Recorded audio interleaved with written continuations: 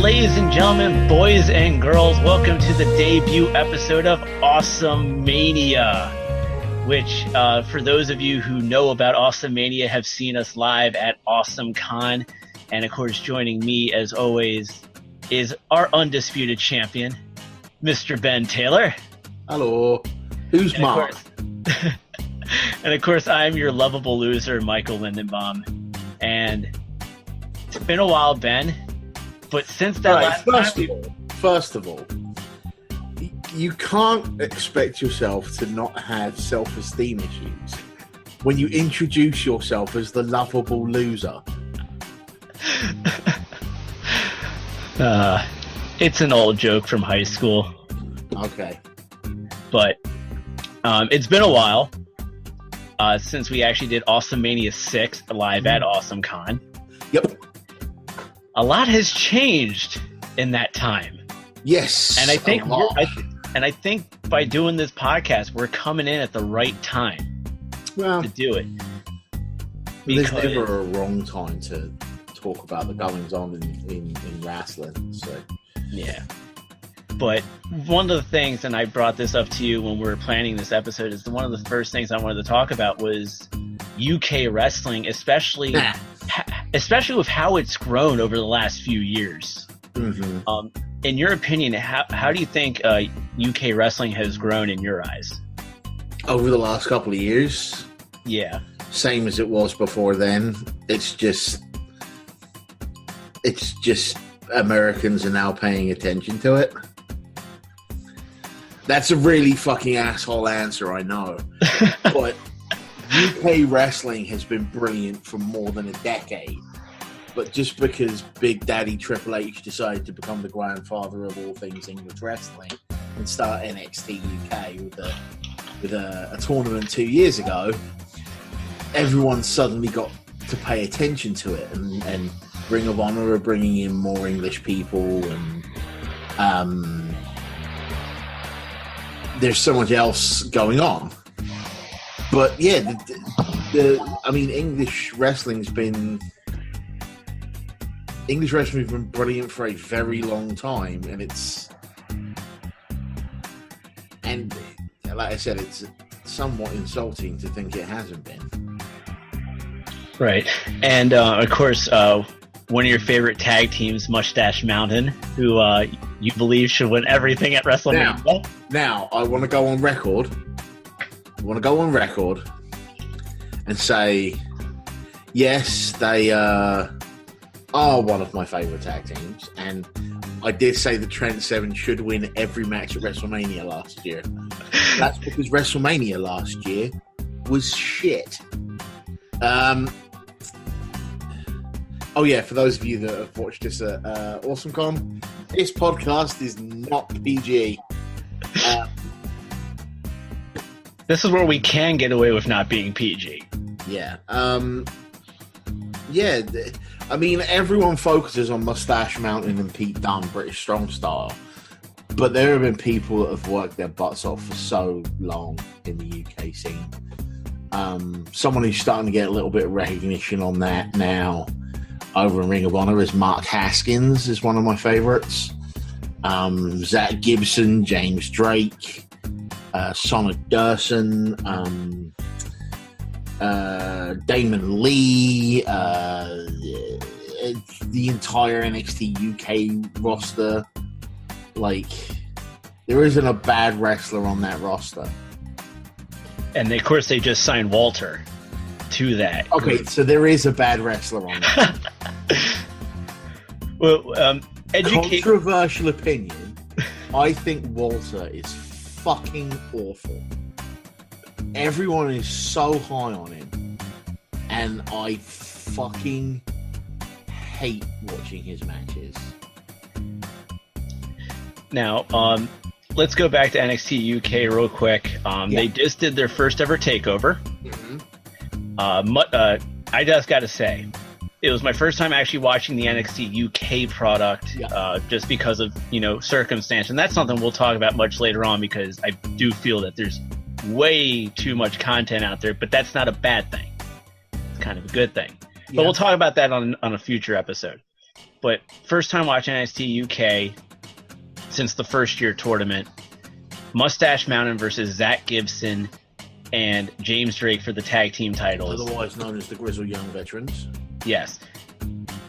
That match right there with those four men was amazing, and I thought was the best way to kick off a WWE Network special or pay-per-view. What was your thoughts on that match? Because I know you love to be critical of matches and stuff like that. What were your thoughts on that match? Two of my favorite tag teams of all time. I've loved James Drake and Zach Gibson as a tag team for years.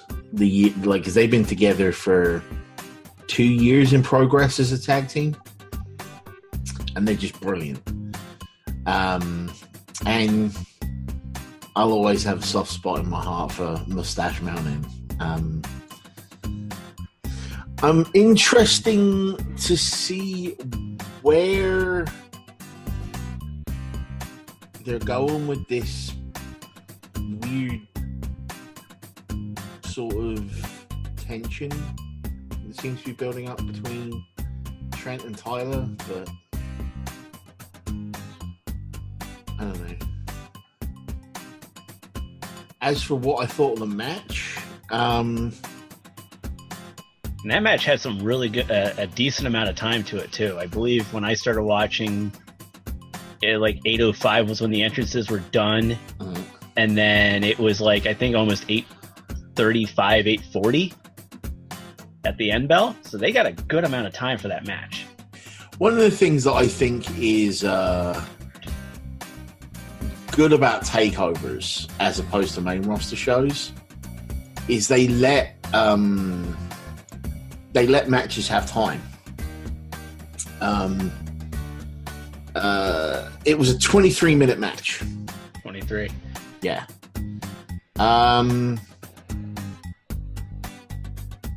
It was great. I mean, that's all there is to it. I mean, are there things I would do differently? Probably not. Like, it sounds stupid, but just... So you feel this is one of the takeovers that it was perfect from start to finish? Oh, fuck no. Okay. I was talking about the match. Oh, okay. Talking about the match general. All right. You went about takeovers giving good time to matches. Yeah, but that's what I'm saying, is that they don't... Like, a match like Mustache Mountain against Grizzled Young Veterans on WrestleMania would have got like 3 minutes. That's what I'm saying, is they let matches take time, you know? I really enjoyed the story that they told in that match too, which I think is something that, you know, like you mentioned, at WrestleMania, you get like you would get 8 minutes, but like 5 of the minutes would be spent on the entrance alone. And you don't get a real good story in that match. Whereas TakeOver UK, Blackpool, you got that story. And you could see and you saw the desperation, especially with, you know, James Drake and Zach Gibson, especially at the end when Drake sacrificed himself so Gibson could get the win. That was very beautifully done, especially with how they told that. It's something we don't get to see a lot anymore. It's a tag team being a tag team. The last time we got to saw that was the Revival in NXT. Against DIY? Yeah. Yeah. A feud I've said I'd love to do for a long time is Revival versus DIY against Grizzled Young Veterans. Because they're both just dastardly heel tag teams. Yeah. So, of course, moving on to the card, you had Toni Storm versus Rhea Ripley. Well, you've missed a couple of matches. You had the Spider-Man Mean Incarnate, which was Finn Balor against Jordan Devlin, the two Spider-Men pointing at each other. This is an example of why this takeover wasn't perfect. This match was unnecessary. It didn't do Jordan Devlin any favors to lose to Finn Balor. It didn't do Finn Balor any favors to beat Jordan Devlin. It didn't do Travis Banks any good to be kicked out of the match on the first pay-per-view. Like, should have just let Jordan and Travis kick the shit out of each other for 10 minutes. But it was an excuse to get Finn on the card, so whatever. Right? Yeah. But I also think that, it gives Devlin the rub, though, a little bit, because he got that. Well, hold on. Because he got to have his first official match against a former Universal Champion, the guy who did train him and mentor him. So in a way, he does get the rub of having that match on a marquee card. He doesn't. What rub was there to get? Finn Balor's music hadn't been played after a match where he'd won in like 6 months up to this point. Yeah, it's only a fluke occurrence that it just so happened that on the next episode of Raw, they went, oh, we better start listening to the fucking fans. There is no rub to beating Finn Balor. Oh wait, he didn't beat Finn Balor. He got the crap kicked out of him by a guy that regularly loses on the main roster. There's no rub there. If Finn had been a successful main roster superstar, there's a little bit of rub. If Finn had been a successful main roster superstar and Jordan had won, there's a lot of rub to be had there. There was no rub here. This was an excuse to say Finn Balor was on the UK brand. And that's fine. If you want to do that, book it in advance. Just don't throw it out there for the sake of throwing it out there. Yeah. Make a big fucking deal out of it. Be like, hey, we're going to actually throw some fucking weight behind it, this pay-per-view. We're going to book Finn fucking Balor.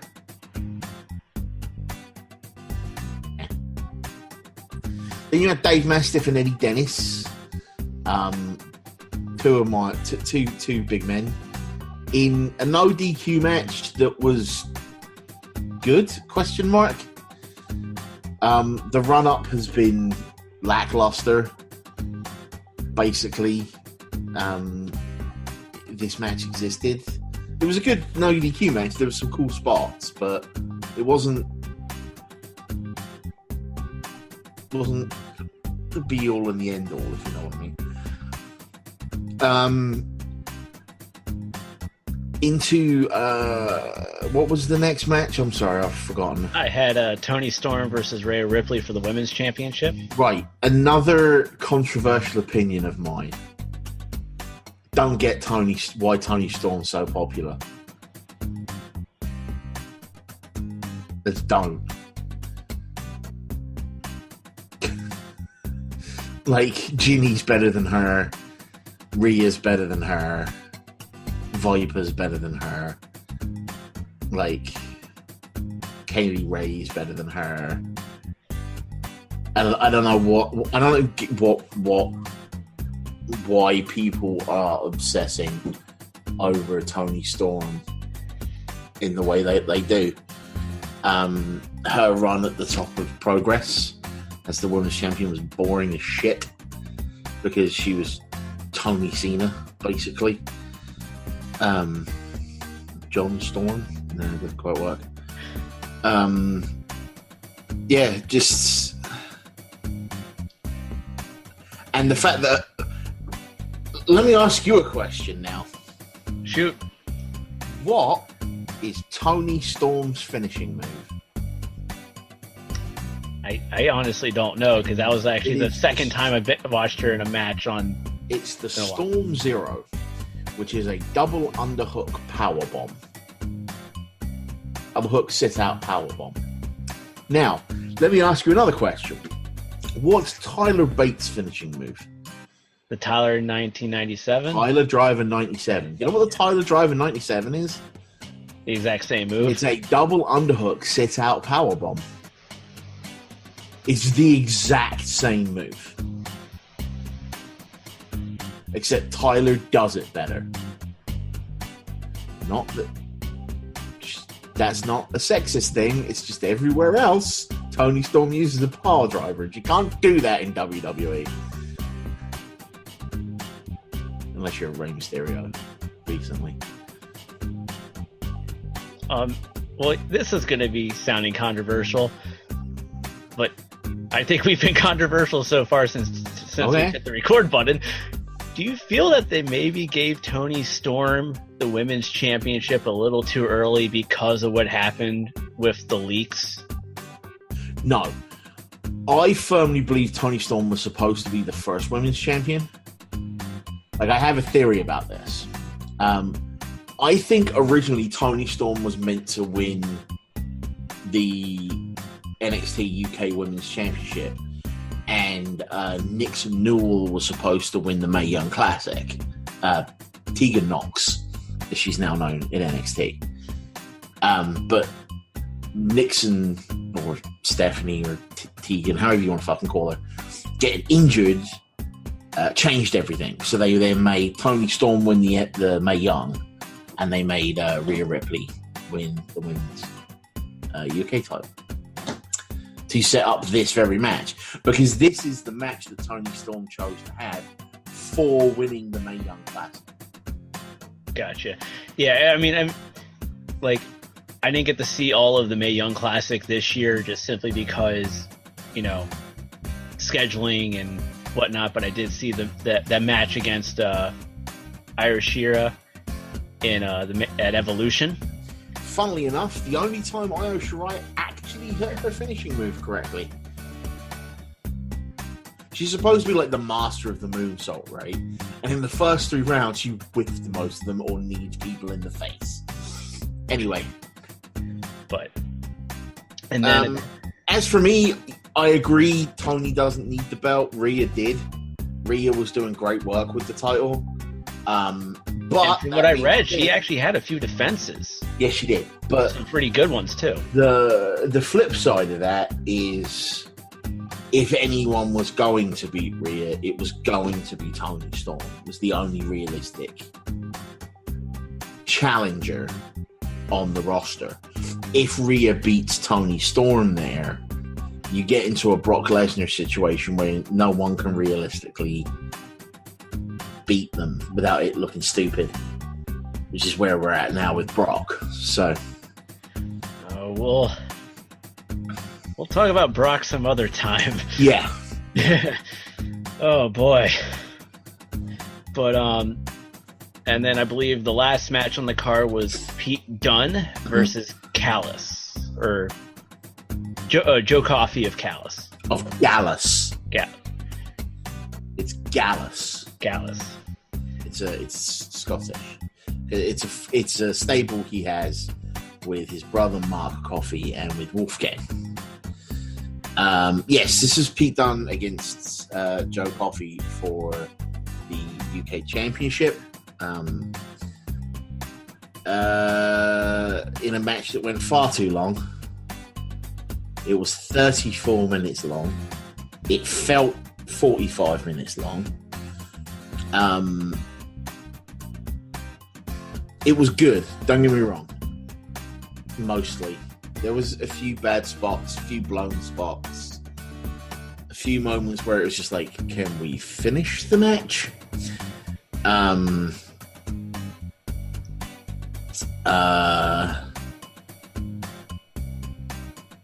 was surprised that there are no run-ins by Mark and Wolfgang in this match.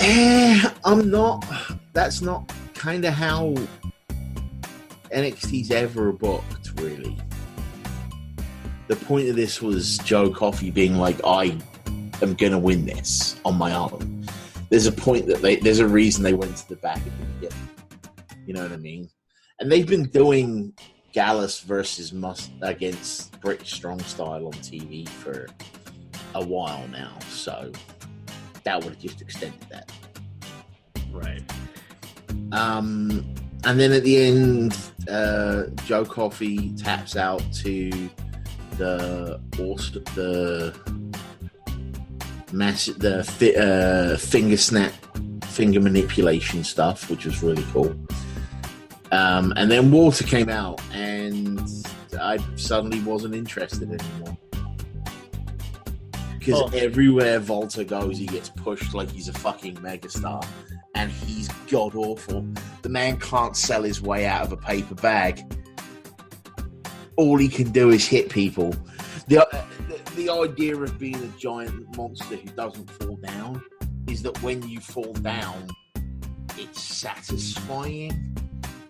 He can't bump, he can't sell, he doesn't do ring psychology, he just slaps people, and it's boring to watch. So if this is the person that is finally going to take Pete Dunne's title, I'm tuning the fuck out of NXT UK. Basically. Outside of Walter. And this is the thing that I've wanted for a very long time. Outside of Walter, who would you view as the true next threat to Pete Dunne? Do I get to pick anyone in the division? Yes. Outside of Walter, because we already know your opinion on him.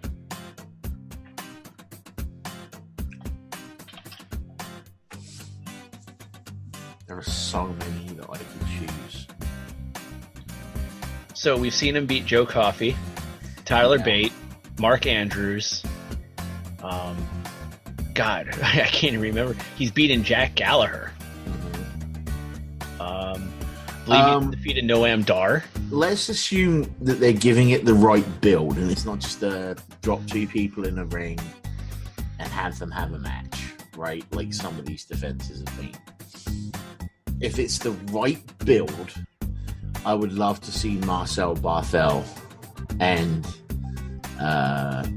better known as Axel Dieter Jr. to European wrestling fans, and Pete Dunne go at it over the belt. That would be a phenomenal feud. And of course, Marcel's the one who just debuted up in NXT. He's in a team with Fabian Eichner. Yeah. He, for a little bit of history on him, as Axel Dieter Jr., he was part of a stable with Walter called Ring Camp, which had some phenomenal matches with British Strong Style. I would love to see Marcel Barthel go against Pete Dunne. If I'm not allowed to pick anyone who's in a tag team, you can take guys who are in tag teams. I'm just going to say Zach Gibson, because Zach Gibson, like, I fucking love Zach Gibson. I think he's just such phenomenal talent. I'd love to see Eddie Dennis get shots. I genuinely believe Pete Dunne and Jordan Devlin could tear the fucking roof off a place. There are so many people on the roster that deserve a shot before Walter does. So many.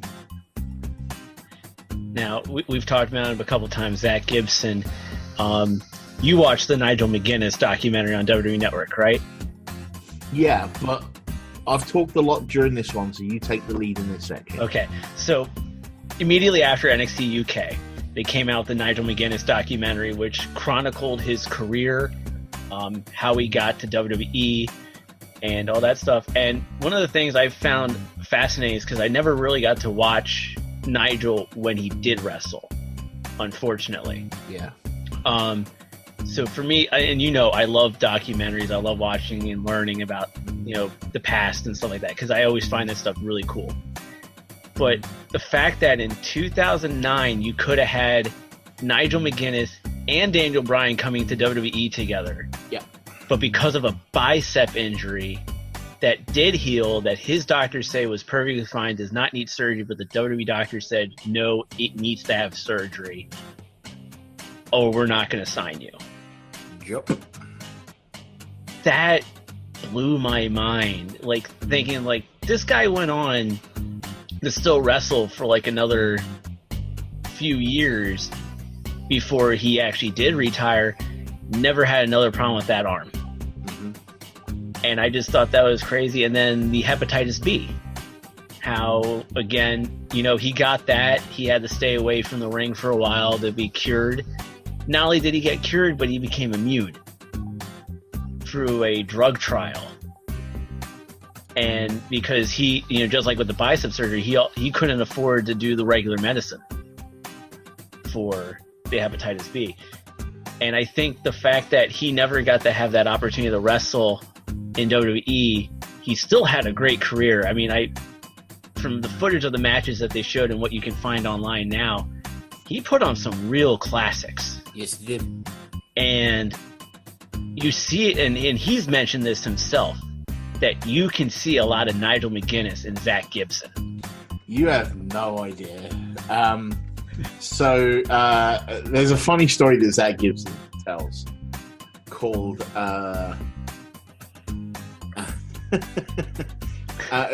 you know what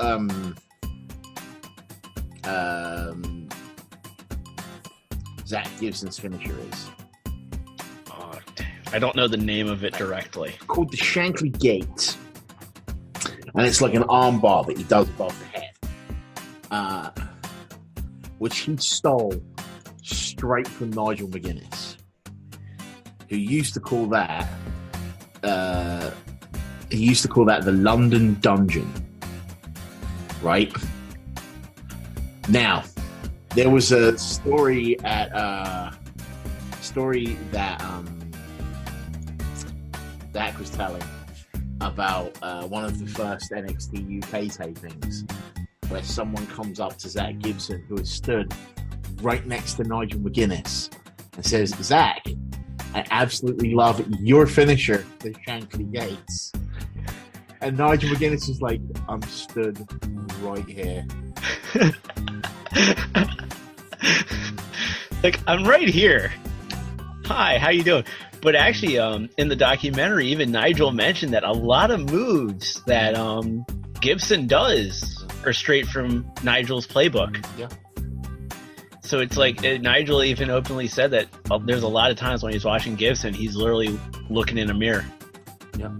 So, but how he actually got the job with WWE was the fact that, like, it actually shows you how involved behind the scenes Michael Cole is. Yes. And Michael Cole had been wanting to bring Nigel in for a while because of Nigel's work with Ring of Honor. Mm-hmm. And it goes to show that Michael Cole is willing to actually put in a lot of faith in the guys and women and give them opportunities. It's why Renee Young is progressing as she is. It's why Nigel McGuinness is having a resurgence, one could say, career-wise in the wrestling industry. But you got to give it to Michael Cole on that, because he's really training the future of the announcers. Whether we like some of them or not, that's another story. Byron Saxton. Well, that's not... I don't... The people who we dislike are the untrained ones. Byron Saxton, David Otunga, Percy Watson's okay. He's all right. Yeah, but people like Byron Saxton and David Otunga are just charisma vacuums. Yeah, there's a reason why Byron Saxton was left at a gas station by JBL and Michael Cole in an episode of Road Trip. Yeah, it's called They Were Told To for ratings. Yeah. But deep down inside, they wanted to do it for real, too. Yes, because JBL's a booty. Fuck. Who still has me blocked on Twitter. Good for him. Yeah, I know. Fuck him. But one thing I wanted to ask you is that after seeing the Nigel documentary, I know he's at this point 8 years removed from when he retired. Do you think he gets that itch from time to time and he'd really want to come out of retirement just to do one last match to say he got to do it underneath the WWE umbrella, like kind of the way like Sting did? Because I felt that a little bit when I was watching it, that you can kind of feel that he has that regret. I was going to say, every retired wrestler must feel the itch. I mean, there is nothing like going out in front of 150,000 screaming nerds at a WrestleMania. Like, there is nothing on the planet like that. If you've ever done live theater in front of like 100 people, you know the energy exchange there is almost addictive. But I can't imagine what it's like for a pro wrestler. So yeah, he must get the edge, but I mean, I felt in the documentary that he didn't, not just really the edge, but also more so regret that he never really got to have a chance to have a career in WWE as a wrestler.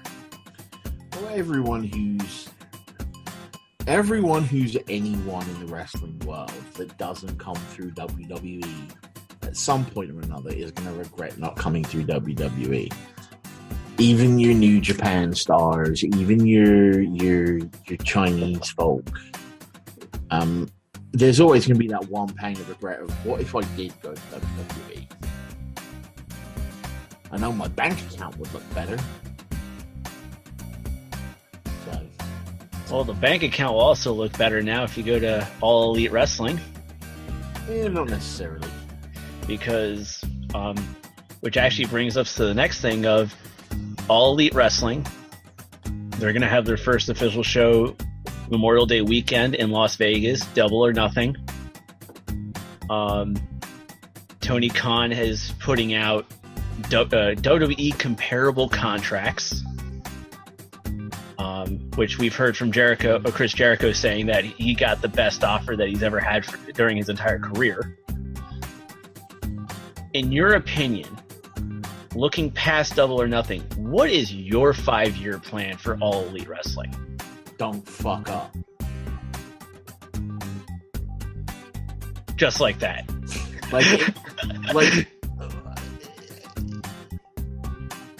That's like me going. Let's make go to. Here's exactly 3 variables. Predict the future. Right?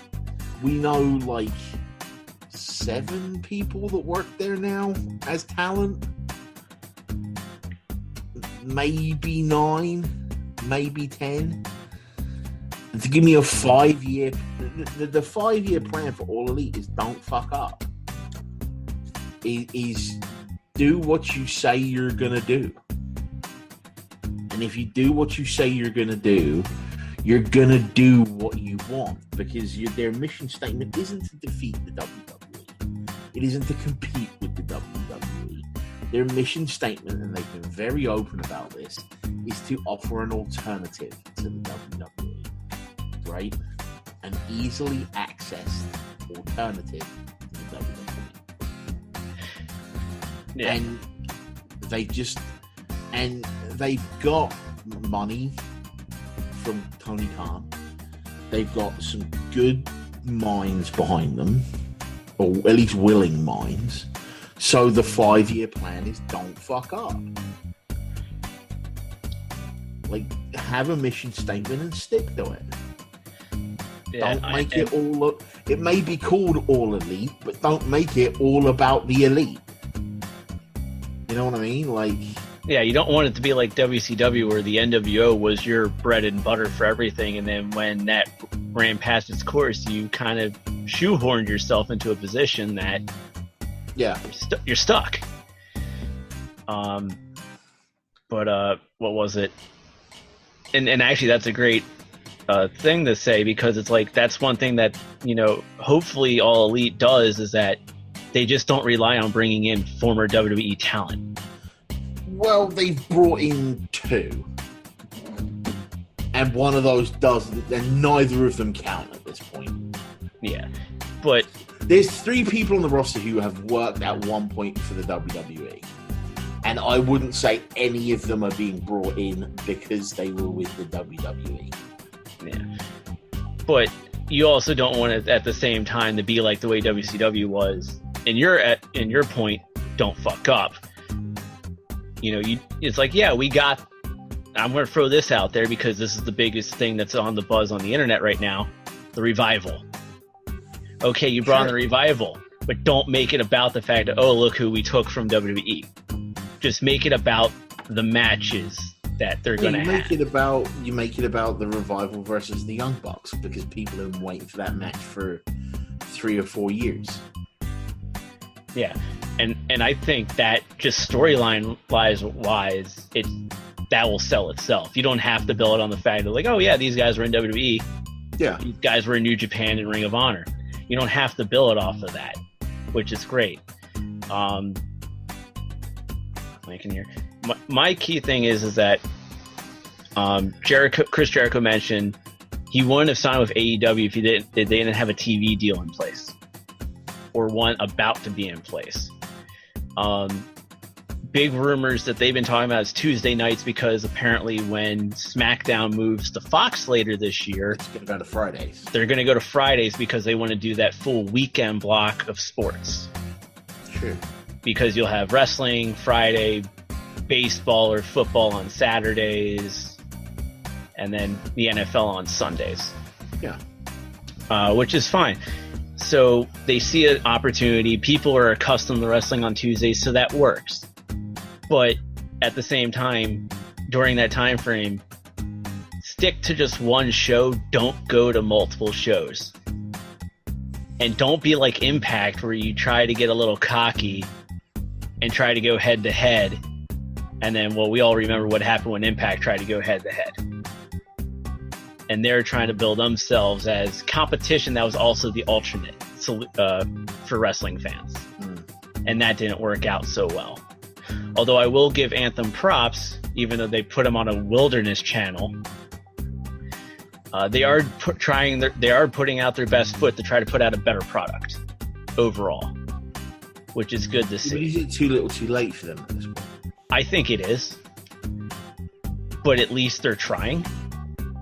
And you got to at least give them a little bit of props for putting in the effort of trying to turn the ship around.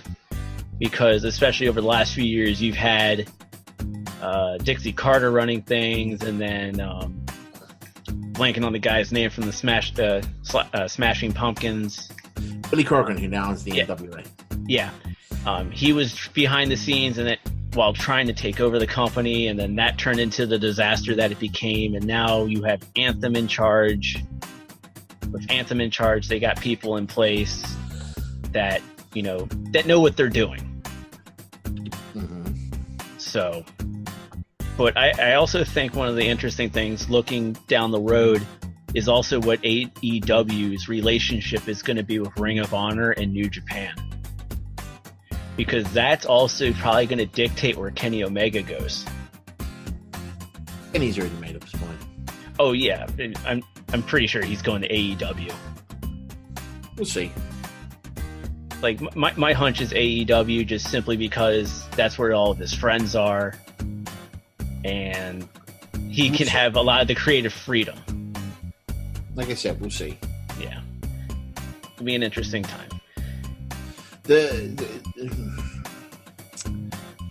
One of the other things I would say about AEW is they can't do what Impact tried to do, which was just have all these relationships with other companies that would be like, oh, well, we have this relationship with New Japan, so we're going to be able to use New Japan talent. We're going to have this relationship with Ring of Honor, so we're going to be able to use Ring of Honor talent. Because if that's the case, and we saw this during Progress's Wembley show last year,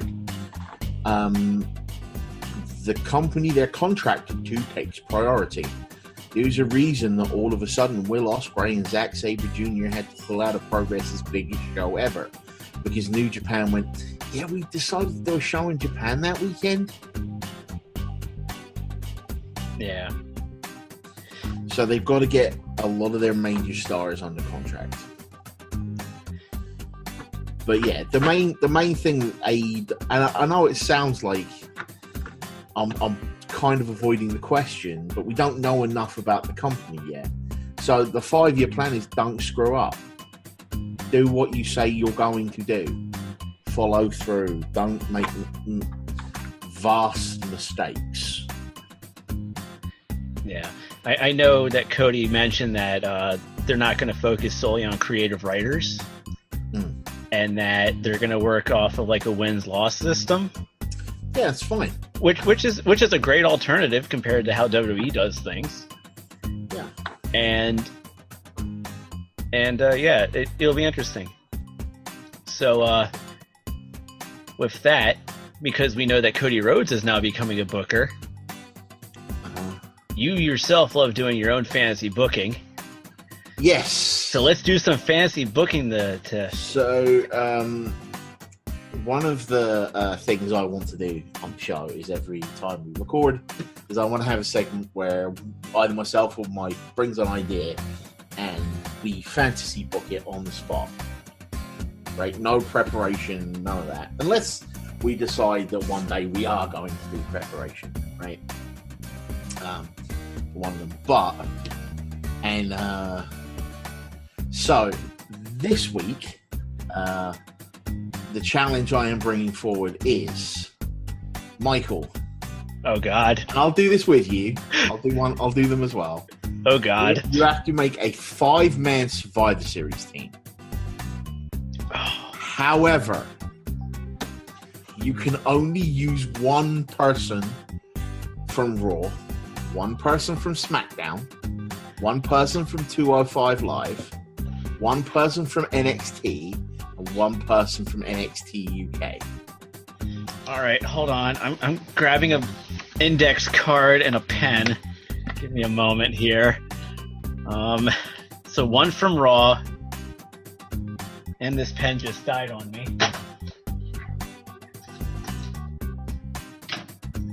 Ben, the killer of pens. Waha, ha ha ha ha. So one from Raw, one from SmackDown, one from NXT, one from NXT UK, and you said one from 205 Live?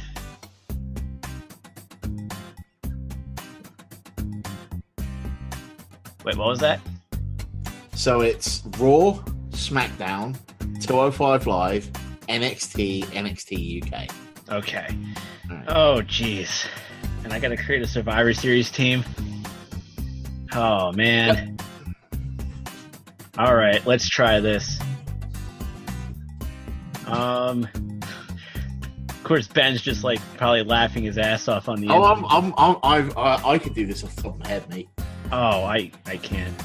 So from SmackDown, I'm actually going to go with Mustafa Ali. Okay.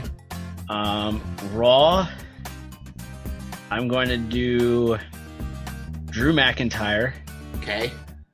I'm writing this down so I don't forget them. From NXT, I will do Johnny Gargano.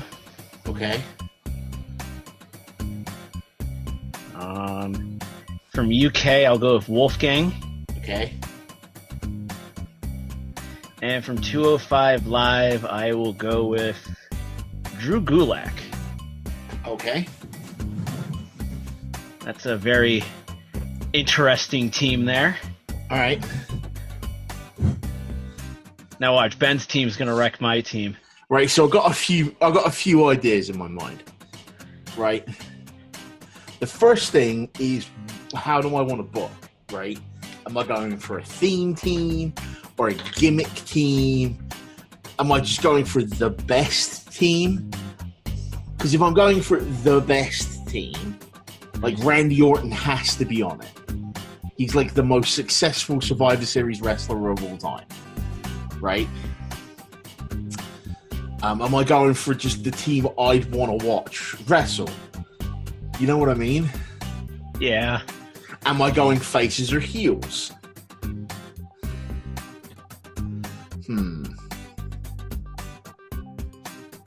Where you're mean, you're just throwing it up together on the spot. I'm doing the same thing! Let's see. Because you could go Raw.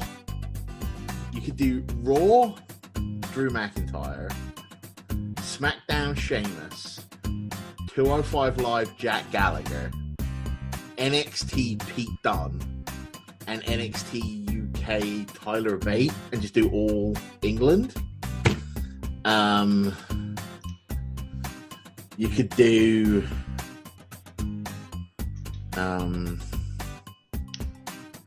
You could do. Let's see. There's so many options, man.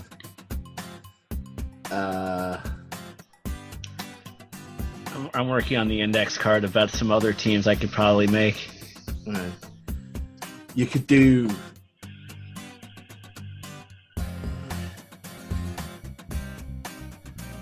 Let me check something here. I want to check if he was there because he's a member of the Raw roster or if he was a member of 205 New Lives.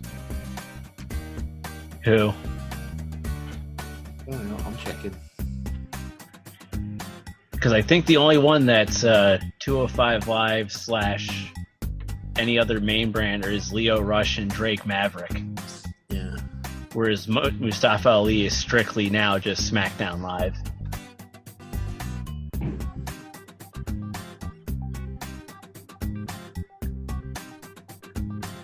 Let's see here.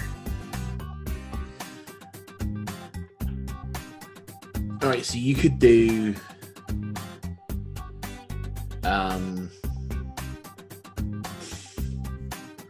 You could do like any member of the Lucha House Party as a member of Raw because they're on Raw and 205 Live. Yeah, that's right. That were the other three.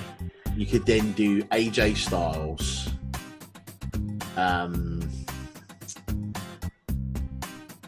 another member of the Lucha House Party for 205 Live, Ricochet, and Mark Andrews, and have the flippiest team of all time.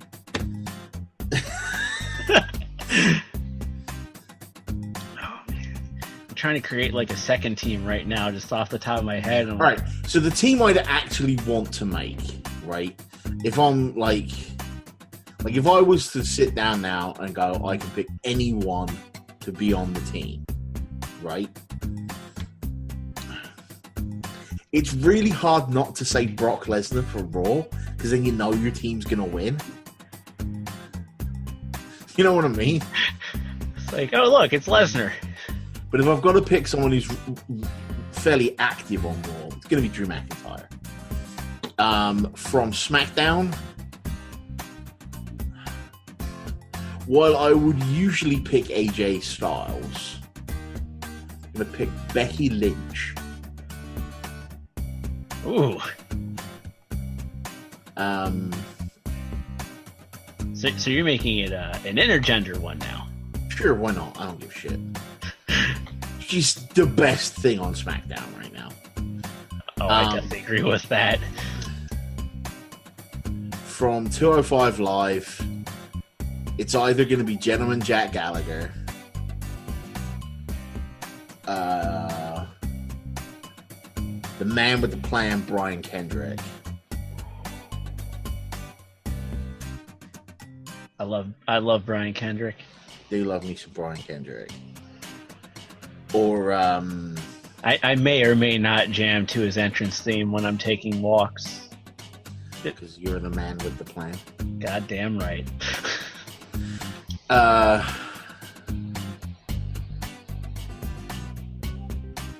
So, wait. All right. Are we doing this face or heel? Give me face or heel. Or should I do a face and then do a heel? I'll do face and then I'll do heel. All right. Yeah, go for it. So, let's do the heel one. So, it would be Drew McIntyre.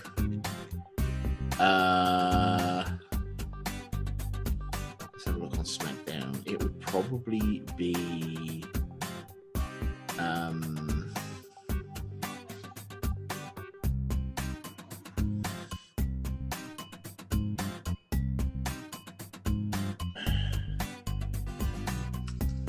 The Miz, right? It's got to be The Miz. Miz is like a tweener right now. Okay.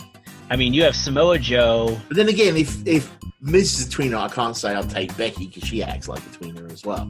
Yeah. So, in that case, I'd say Drew McIntyre, Shinsuke Nakamura for sheer head-kicking possibilities.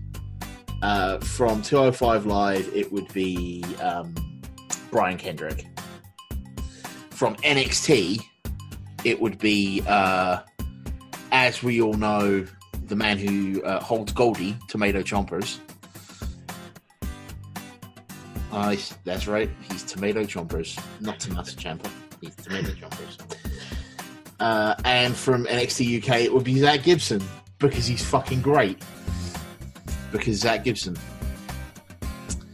All right. So for my heel team, okay. So you have a moment to think about a face team. All right. My heel team would be Drew McIntyre. Okay.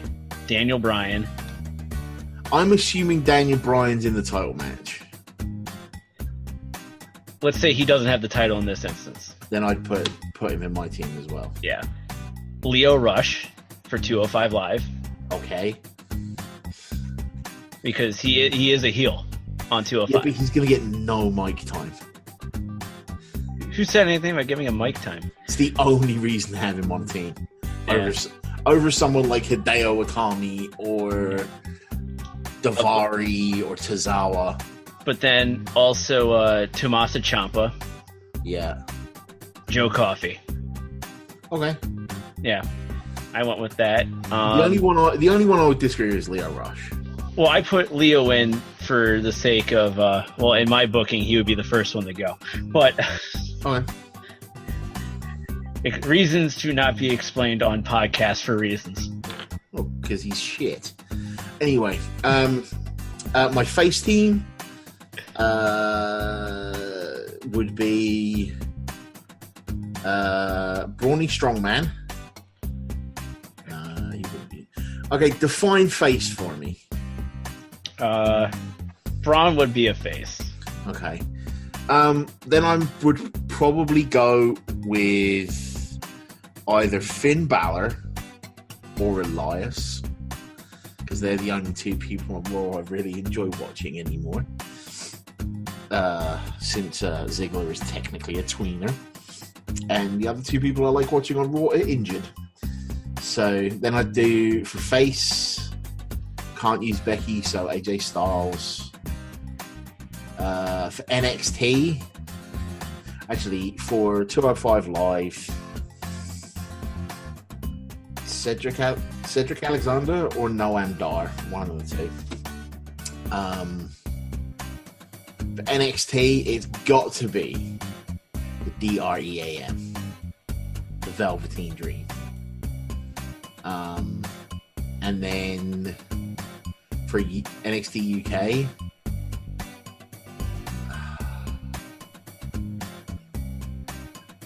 so many choices. Joseph Connors isn't a face. Pete Dunne's too obvious. Yeah, why not? Let's just say Pete Dunne. All right, so I made a 5-man team of faces. I got Seth Rollins for Raw. Yep. Jeff Hardy for SmackDown. Yep. Cedric Alexander for 205. Yep.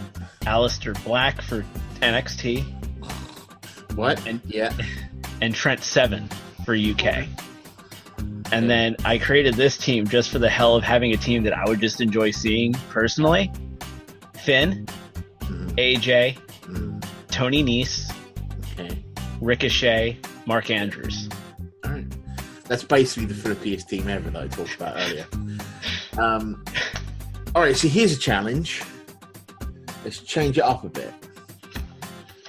The categories are now Raw, SmackDown, NXT, NXT UK, and non-WWE.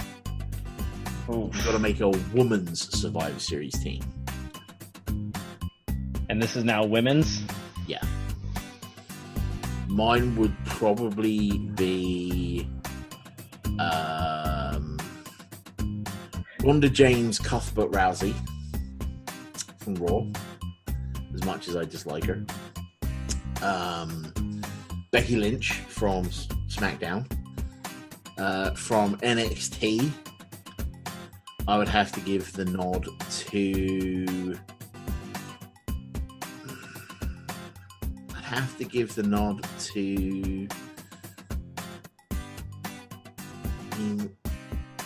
Shayna Baszler's the obvious one, but she's not a face, so it doesn't matter. Shayna Baszler. No, I'm gonna go with Deonna Purrazzo.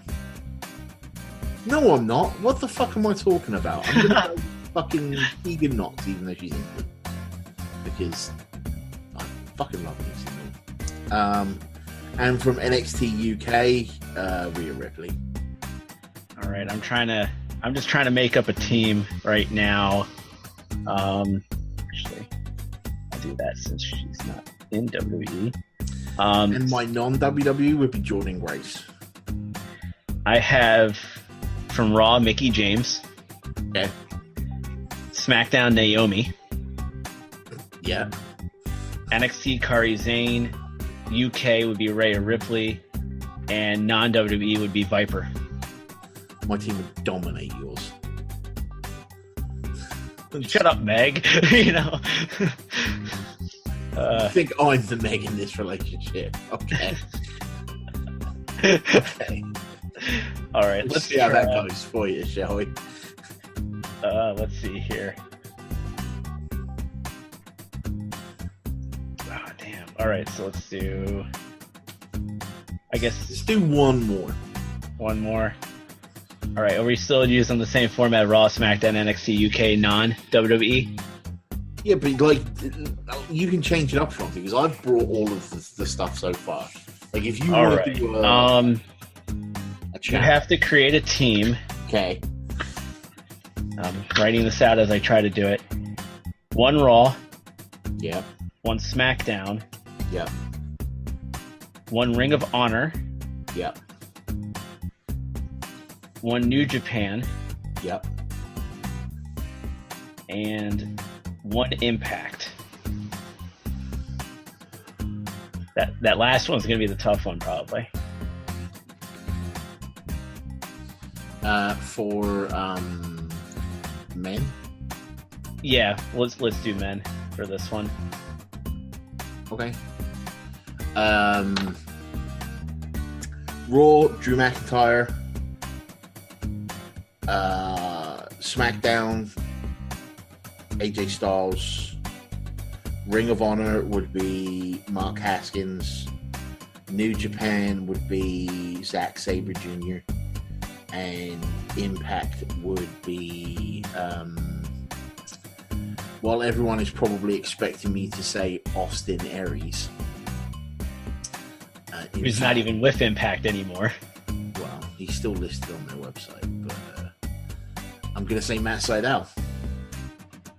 That's a good pick right there.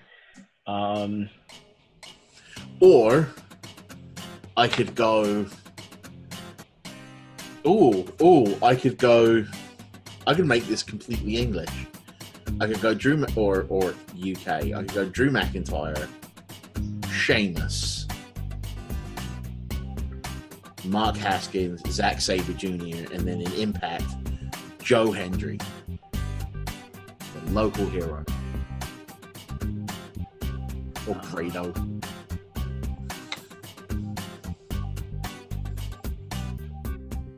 See here, I'm just ironing out the rest of my team real quick.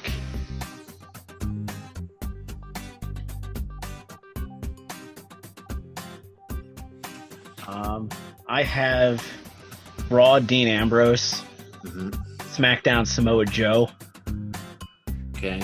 Ring of Honor Marty Scurll, Okay. New Japan Juice Robinson, and Impact Johnny Impact or John Morrison. Yeah, I can see that. It'd be an interesting team. Yes, and actually one of the interesting things is when you said Mark Haskins, I almost did him for Ring of Honor and Juice for New Japan. Yeah. Because them with Dave Finlay, Neil Dashwood, and one other, they're now like the Infusion. They're called the Lifeblood. Oh, yeah, the Lifeblood. I only watched the video just this morning. Good job, Mike. I've only watched it once as well, so yeah. Shut up, Meg.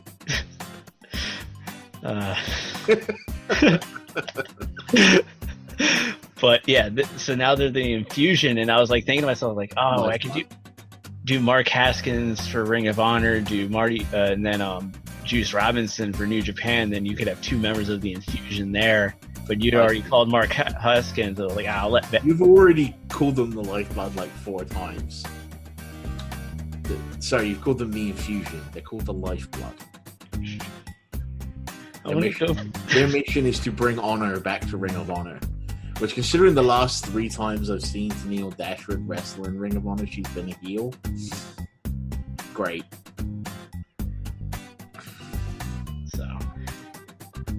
But yeah. So with that, Ben, this was fun. Yeah, and you get to come up with the topic for next time. All right, I got to put my thinking cap on. Yep. So with that, Ben, buddy, where can the people find you on social media? At Bob T Goldfish on Twitter, or at 321 Podcasts. Alrighty, and I can be found at the Lindenbaum 75 and Facebook for X75 Productions. And so with that, Ben, this is awesome. We're going to be doing this again real soon. Hopefully, yeah. And with that, till next time, we'll see you in the ring. Peace.